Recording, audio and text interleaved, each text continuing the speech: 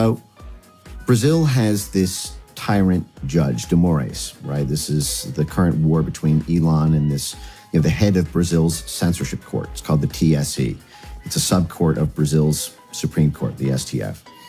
And so a lot of people see the actions of this one tyrant judge who basically has this ability to issue an edict, and then anything posted online becomes instantly criminal.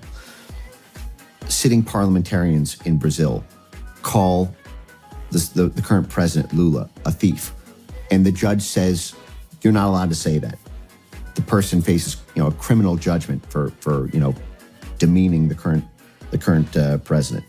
Going after journalists, going after politicians, going after ordinary civilians by any edict. But there's a whole censorship substructure to what de Moraes is involved in. There's, advisory councils. There's a whole coterie of flaggers who propose the things to be flagged, who do then the narrative network mapping, who challenges the results of Brazil's 2022 election. Well, they need these outside institutions to create this whole narrative network map. These are U.S.-funded and U.S.-backed channel institutions who provide the entire substructure. It's a Brazilian spider, but the spider web was laid by the U.S. State Department, USAID, the National Endowment for Democracy. I can go through all their roles. And the fangs of it are star-spangled spangs. This is the U.S. the U.S. State Department trying to take out its political opposition in Brazil. They went to war with Bolsonaro. They called him Trump of the tropics.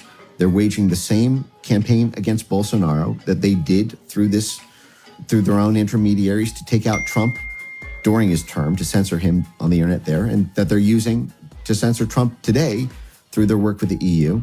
They're just doing that in Brazil to stop Bolsonaro.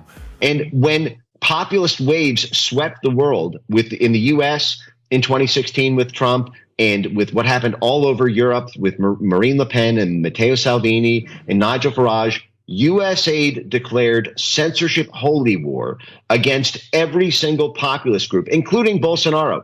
Steve, I'm telling you right now, if USAID did not exist, Bolsonaro would still be the president of Brazil, and Brazil would still have a free and open internet.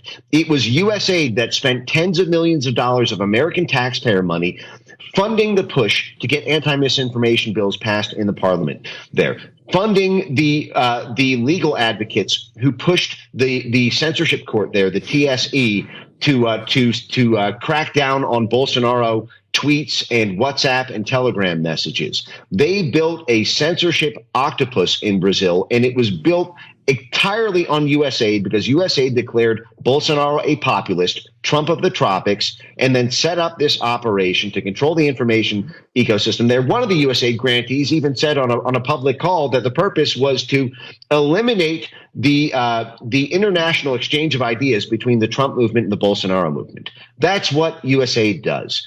They kill domestic populism because it gets in the way of their foreign policy goals.